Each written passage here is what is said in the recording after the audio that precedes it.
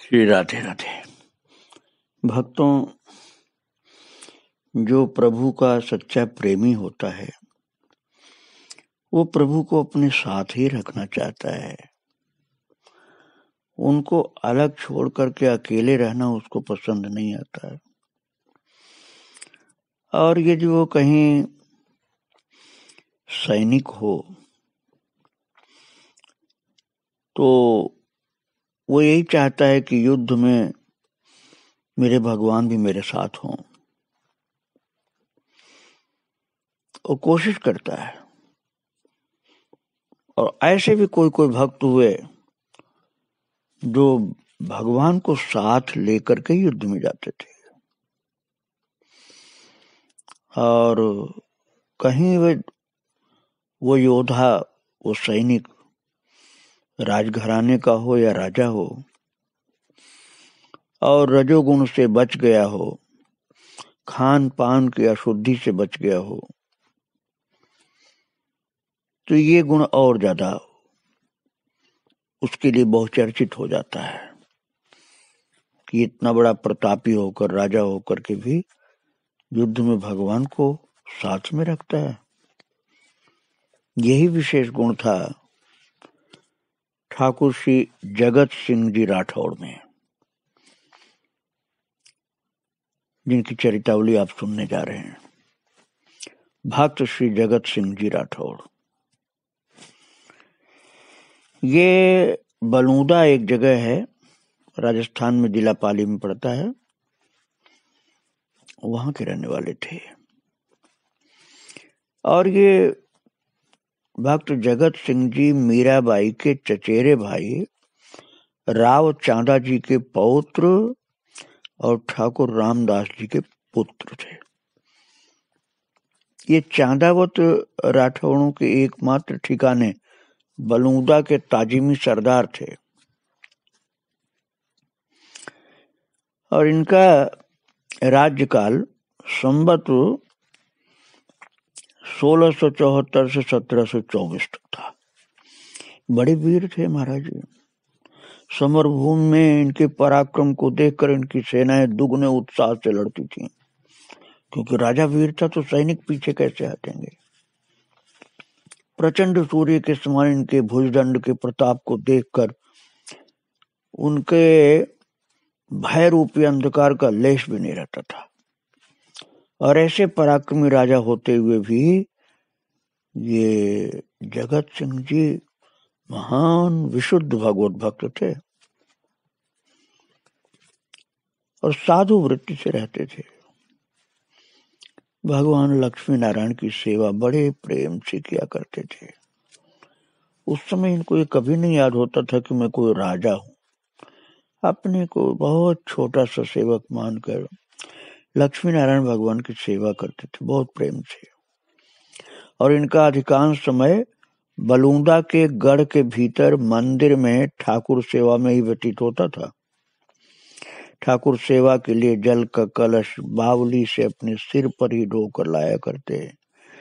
खुद ऐसा नहीं था कि किसी नौकर से कहते कि बावली से तुम, बावली का मतलब भक्तों कम लोग जानते हैं इसलिए बता रहा हूं। ये तालाब नहीं होता, न कुआं होता है। मैंने एक बावली का दर्शन किया था हनुमान धारा के पास चित्रकूट धाम में, वो मुझे याद आ गया इसलिए बता रहा हूँ। एक चौड़ा कुआं होता था पक्का।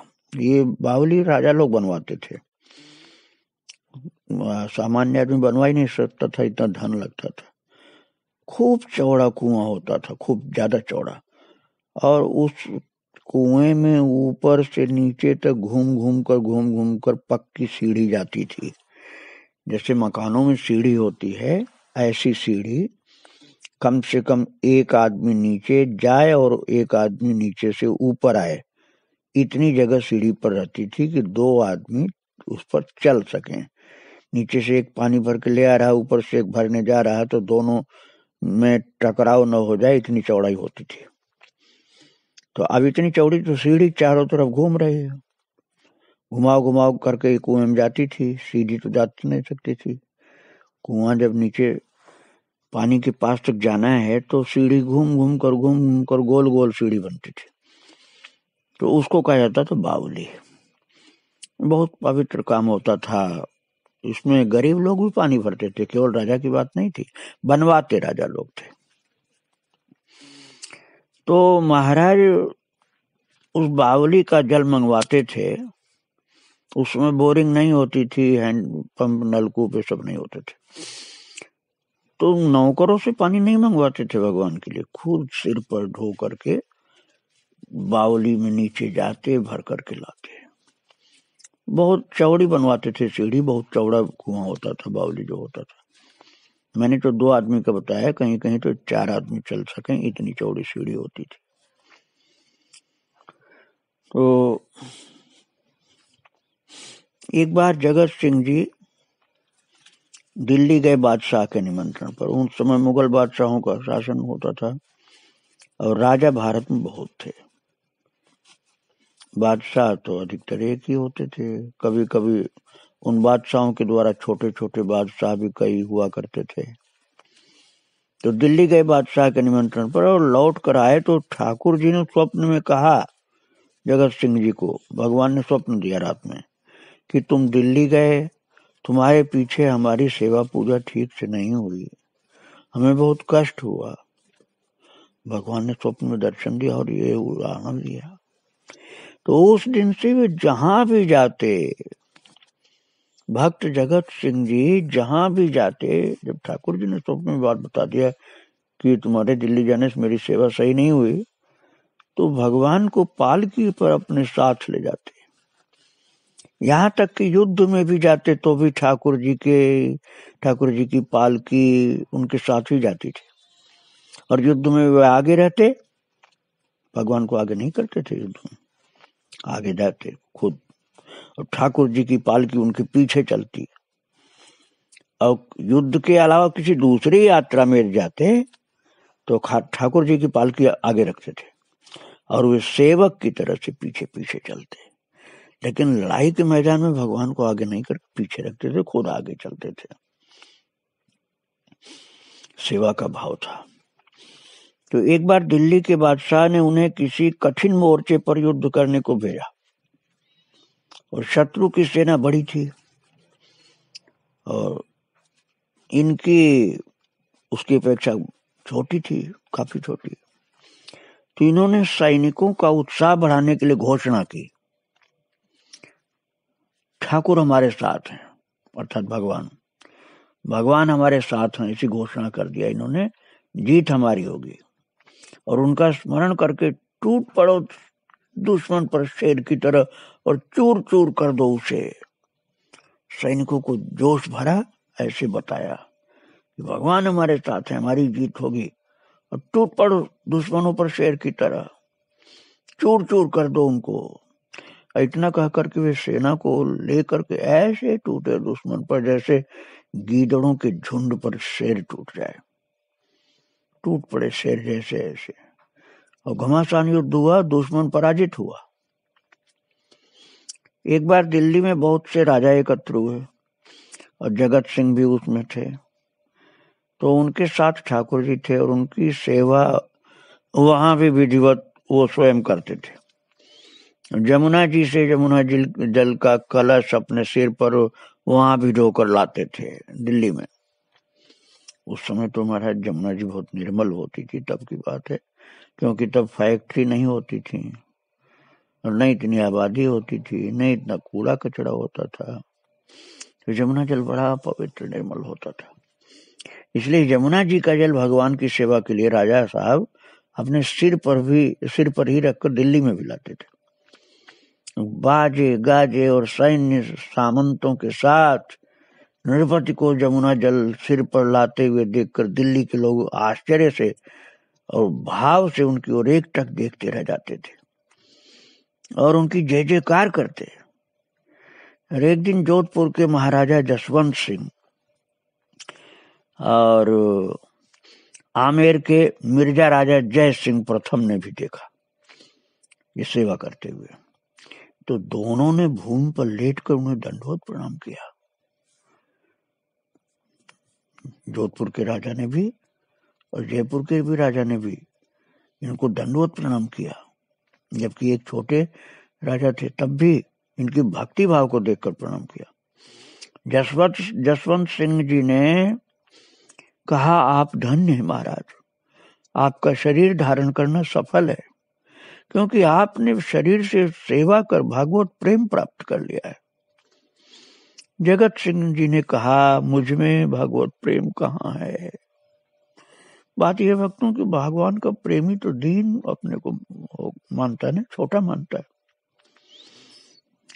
उन्होंने कहा जगत सिंह जी ने कि मुझ में भगवत प्रेम कहाँ, भगवत प्रेम तो आपकी बहन दीप कुंवर जी में है, जो वात्सल्य प्रेम रस का कूप है। मुझ में तो उसकी एक बूंद भी नहीं है, उनका तो भरा हुआ पूरा हृदय। हमारा जय सिंह जी किसी कारण से अपनी बहन दीप कुंवर जी से रुष्ट थे, तो उन्होंने उनसे जागीर में दिए गए गांव छीन लिए थे, इतनी नाराजगी उनको थी। पर जगत सिंह जी ने उनके भगवत प्रेम के बारे में जगत सिंह जी ने जब सुनाया तो वे इतना प्रभावित हुए कि वो जागीर वाले गांव उनको लौटा दिए और मंत्री को आज्ञा दी कि वे उनकी सेवा में तत्पर रहा करें। और जगत सिंह जी ने इस तरह से उनकी बहन की बड़ाई की थी कि वो भाव विभोर हो गए थे, उनकी भगवत भक्ति की बड़ाई की थी। जगत सिंह के जीवन में ऐसी घटनाएं कई हुई थी जो अद्भुत थी। उनमें से दो घटनाएं मैं आपको सुनाने जा रहा हूं। वो एक घटना तो ऐसे है भक्तों, भागवत चरणामृत लेने की बात थी। भागवत चरणामृत लेने का नित्य नियम था। एक दिन उनके यहाँ कुछ मेहमान आए हुए थे, तो उनकी आव भगत में लगे रहने के कारण चरणामृत नहीं ले सके थे। पर मेहमानों के पास बैठे उनसे बातचीत करते हुए उनका ध्यान चरणामृत में ही लगा हुआ था कि ठाकुर जी का चरणामृत आज नहीं ले पा रहे हैं, मेहमानों के पास बैठे बातचीत में टाइम देना पड़ रहा है। तो जब वो मेहमानों के पास बैठे हुए थे, चरणामृत में ध्यान लगा था महाराज का, जगत सिंह जी का। तो उसी समय की बात है, जो सफाई कर्मचारी होती है ना, वो मेहतरानी जनानी ड्योढ़ी से एक हांडी लेकर निकली और उस हांडी में थी राबड़ी। राजस्थान के लोग तो जानते हैं राबड़ी, और जगह के लोगों के लिए बता रहा हूं कि जौ बाजरे या मक्का के आटे का छाछ में पकाया हुआ राजस्थानी व्यंजन होता है राबड़ी। तो वो हंडिया में भर रखी थी, मिट्टी के हंडी में, और जगत सिंह ने उसे पहचान नहीं सके कि उसमें है क्या, हंडिया में क्या है वो नहीं पहचान सके। तो जो जिस वस्तु के ध्यान में खोया रहता है ना, उसको वही चीज हर जगह दिखती है। तो वो समझे कि कोई बाई है हांडी में चरणामृत भगवान का लेकर जा रही है। तो उन्होंने पूछा, बाई हांडी में क्या है? तो मेहमानों में से एक हंसी में बोला, क्योंकि लोग उनको जानते थे कि ये बहुत भक्त हैं और भगवान के चरणामृत से बड़ा प्रेम है, इनका भाव श्रद्धा है। तो इसलिए उस मेहमान ने हंसी किया इनकी और कहा, हांडी में चरणामृत है। वो तो हंसी में कहा था, कोई सच्चे में थोड़े कहा था।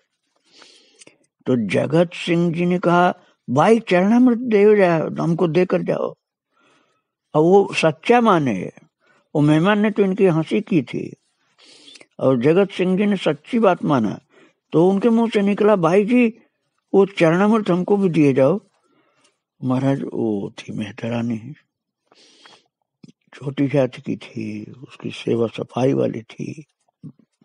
तो घबरा गई कि महाराज हमसे वो मेरी झूठी हड़िया की चीज मांग रहे हैं और भी चरणामृत बोल रहे हैं।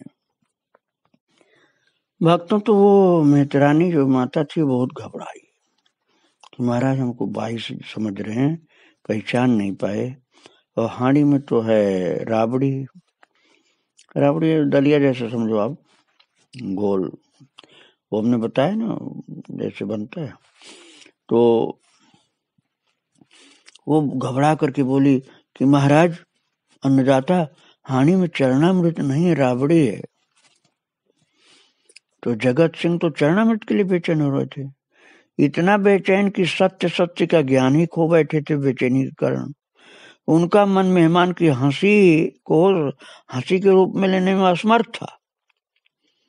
वो सोच ही नहीं सकते थे कि मेहमान हमसे झूठ बोलेंगे हंसी में। उन्होंने तो सच माना कि चरणामृत है। तो चरणामृत की प्रबल लालसा से उनकी साधारण बुद्धि को कुंठित जैसे लालसा ने कर दिया था, और वो मेहमान की बात को सत्य मान लिए और मेहतरानी की बात को झूठ मान लिया। और उससे कहा कि झूठ क्यों बोलती हो माता, हांडी खोल करके दिखाओ, उसमें तो चरणामृत है, राबड़ी कहाँ है। महाराज कितनी भक्ति थी इनकी कि हांडी जब खोला उसने तो उसमें राबड़ी नहीं थी, जबकि राबड़ी उसने अपने हाथ से भरा था। वो राबड़ी भरी थी खुद, राबड़ी नहीं थी, उसमें चरणामृत दिखलाई पड़ा, और चरणामृत में ऊपर तुलसी की पत्ती भी थी। तो मेहमानों ने समझा कि शायद ड्योढ़ी के भीतर किसी ने मेहतरानी को छकाने के लिए उसे राबड़ी की हांडी कह करके जल की हांडी पकड़ा दी होगी। उन्होंने ड्योढ़ी दारिणी को बुलाकर उससे कहा, भीतर पूछ कर आ, मेहतरानी को हांडी में क्या दिया था। तो ड्योढ़ी दारिणी ने पूछ कर कहा, कल रात की राबड़ी बच रही थी, वही मेहतरानी को दे दी थी। ये सुनकर के सब चकित हो गए कि जिसने दिया था वो खुद बता रही है कि रात की राबड़ी जो बची हुई थी वो दे दिया इसको, सफाई कर्मचारी को। तो किसी के समझ में नहीं आया कि राबड़ी जो है चरणामृत के रूप में कैसे बदल गई। पर भक्तों, इसमें समझ में न आने की बात वास्तव में नहीं थी। यदि भागवत भक्त प्रहलाद की इच्छा से खंबे से भगवान प्रकट हो सकते हैं, क्योंकि हुए थे, तो चरणामृत क्यों नहीं प्रकट हो सकता था राबड़ी से। क्योंकि महाराज सच्चे भक्त थे, भावावेश में थे, अतिशय प्रेम में थे, चरणामृत के प्रेम में हृदय उनका बिल्कुल अर्पित था। इसलिए वो राबड़ी गायब हो गई और चरणामृत भगवान का प्रकट हो गया था हांडी में। श्री भगवान और उनके चरणामृत में कोई भेद नहीं होता है। भगवान का चरणामृत भी उन्हीं का एक स्वरूप होता है। इसलिए ऐसी लीला प्रभु ने कर दी थी। एक दूसरी घटना और सुनिए भक्तों। जब जगत सिंह जी जोधपुर में अपनी हवेली में विराजते थे, उस समय लगातार कई दिन वृष्टि होती रही, वर्षा, और किसी को सूर्य भगवान के दर्शन नहीं हुए। तो जोधपुर नरेश और उनकी प्रजा में से बहुत से नर नारियों ने सूर्य भगवान का दर्शन नहीं किया, क्यों कर ही नहीं पाए, बादल छाए हुए थे, बरसात होती रही। तो कई लोगों का यह नियम था कि सूर्य भगवान का दर्शन करके ही तब भोजन किया करेंगे, ये व्रत था। इसलिए राजा प्रजा सभी भूख के मारे परेशान थे। बरसात लगातार हो रही है, सूर्य दर्शन हो ही नहीं रहा, भोजन कैसे करें। तो प्रजा से नहीं रहा गया, तो उन्होंने महाराज से जाकर प्रार्थना की और कहा, महाराज, घनघोर वृष्टि को देखते हुए लगता है कि सूर्य भगवान के अभी कई दिन तक दर्शन नहीं होंगे, और हमारे सूर्य तो आप ही हैं। जनता की ओर से लोगों ने कहा था। जनता इतना चाहती थी महाराज को कि जनता के लोगों ने कहा कि हमारे सूर्य तो आप ही हैं, जनता मर जाएगी, कई दिन से सूर्य दर्शन नहीं हो रहा है, और सूर्य दर्शन किए बिना भोजन नहीं करते हैं। आपके नियम के अनुसार सब लोग चलते हैं, प्रेम से भक्ति करते हैं, तो ये व्रत सबका है कि सूर्य दर्शन करेंगे तभी भोजन करेंगे। तो आपसे हम लोग प्रार्थना करते हैं कि आप हाथी पर चढ़ करके और बाहर निकल के सबको दर्शन दे दें, तो हम आपको सूर्य के समान मान करके दर्शन करके आपका सब लोग भोजन जनता के लोग करेंगे। महाराज अब राजा भक्त थे, जनता की बात तो नहीं टाल सकते थे, लेकिन बड़े संकोच में पड़े। जब महाराज ऐसा करना चाहते थे, पर महाराज भी तो व्रत के पक्के थे, वो भी तो सूर्य दर्शन करते थे। अब वे क्या करते, उन्होंने कहा मैं भक्तराज जगत सिंह जी के दर्शन करके भोजन कर लूंगा, इससे मुझे कोई दोष नहीं लगेगा। वे हाथी पर सवार होकर जगत सिंह की हवेली की ओर चल पड़े, पर जगत सिंह जी को इस बात का पता चला। जगत सिंह जी को जब इस बात का पता चला तो वे बड़े संकोच में पड़े कि महाराज हमारा दर्शन करेंगे और जनता हमारा दर्शन करेगी, सूर्य भगवान की जगह पर हमारा दर्शन करके भोजन करेगी। और राजा भी जोधपुर के राजा और जनता जगत सिंह जी को, क्योंकि राजा साहब का यह भाव था कि जगत सिंह जी का दर्शन कर लो तो सूर्य दर्शन मान लेंगे और जनता भी मान लेगी और राजा जोधपुर के भी मान लेंगे। तो जगत सिंह जी का दर्शन करने के लिए राजा साहब चले और बोले कि सब लोग दर्शन कर लेंगे और सूर्य दर्शन का फल मिल जाएगा, फिर व्रत पूर्ण कर लेंगे। लेकिन जगत सिंह जी बहुत परेशान हुए कि मुझे इतना बड़ा गौरव प्रदान कर रहे हैं राजा साहब और जनता, तो ये तो ठीक नहीं है, मैं इस लायक नहीं हूं। क्योंकि भक्त थे ना, इसलिए विनम्र थे। तो वे उस समय अपने ठाकुर जी श्याम जी की सेवा में संलग्न थे। उन्होंने हाथ जोड़कर भगवान से प्रार्थना की, प्रभु इस संकट से मुझे बचाओ। ये जोधपुर नरेश मुझको सूर्य समझ करके दर्शन मेरा करने आ रहे हैं और उनकी जनता भी मेरा दर्शन करके अपना व्रत खोलेगी, मुझे सूर्य मान रहे हैं लोग। और मैं तो प्रभु आपके चरणों का बहुत छोटा सेवक हूं, मुझे इस धर्म संकट से बचाओ आप। मेरा दर्शन करके लोग भोजन करेंगे, व्रत तोड़ेंगे, ये तो मुझे उचित नहीं लग रहा है। जब वो भगवान से विनती किए, महाराज घनघोर बारिश हो रही थी, तुरंत बारिश बंद हुई और बादल सब छिटक गए। 1 मिनट में चमत्कार हो गया और सूर्य देव के दर्शन खुल गए। राजा प्रजा सब लोग सूर्य का दर्शन करके आनंदित हो गए। और महाराज जगत सिंह जी भी भगवान सूर्य का दर्शन किए और प्रभु के चरणों में सिर झुका के बोले, धन्य हो प्रभु, कृपा सिंधु, आपने मेरा धर्म संकट दूर कर दिया। मैं तो आपके चरणों का किंकर हूँ। सूर्य भगवान का दर्शन सबको मिल गया और मेरा संकट टल गया। अब आप सोचिए कैसी भक्ति थी कि बारिश 1 सेकंड में बंद हुई और बादल सब छंट गए और सूर्य दर्शन सबको प्राप्त हो गया। राजा ने कहा, जो जोधपुर के राजा थे, कि जगत सिंह जी ये कैसे हुआ? बोले ये काम थोड़े मैं कर सकता था, ये तो मेरे भगवान ने किया है। ऐसी अद्भुत भक्ति थी भक्तों। ऐसे महान भक्त जगत सिंह जी के चरणों में बारंबार प्रणाम। श्री राधे राधे, जय श्री राधे राधे।